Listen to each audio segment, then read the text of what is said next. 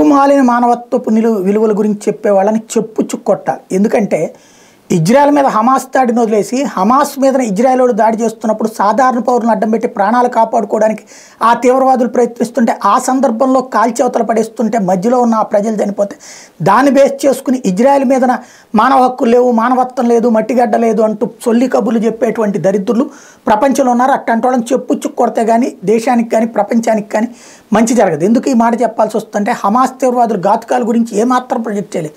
తాజాగా ఒక్కొక్కటి ఇప్పుడు ఇజ్రాయెల్కి పాపం ఆ యూరప్ దేశాలకు సంబంధించినటువంటి మీడియా అంతా కూడా సోరోస్ చేతిలో ఉంటాం. ఆ సోరోస్కి యూదుల జాతి అంటే నచ్చకపోవడం, అక్కడ ఇజ్రాయెల్ అంటే నచ్చకపోవడం, కాబట్టి ఈ అరబ్ దేశాలకు అనుగుణంగా చైనా వాళ్ళకు అనుగుణంగా రాసుకుంటూ వస్తున్నాడు. ఎంతటి అరాచకం జరిగిందన్నది ప్రత్యక్ష సాక్షులు చెప్పేది ఎక్కడో అంత చిన్నపాటి వార్త కింద వస్తుంది. లేటెస్ట్గా వాళ్ళు చెప్తున్నది 5-6 కలిసి ఆడపిల్లల్ని అత్యాచారాలు చేశారు మొన్న అక్టోబర్ 7th జరిగినటువంటి దాడి సందర్భంగా. దాన్నంతా వీడియోలు తీశారు, ఒకళ్ళకొకళ్ళు పంచుకున్నారు. ప్లస్ చంపి శవాల మీద కూడా అత్యాచారాలు చేశారంటూ ప్రత్యక్ష సాక్షులు చెప్తుంటే గుండె తరుక్కుపోతుంది ప్రతి ఒక్కళ్ళకి.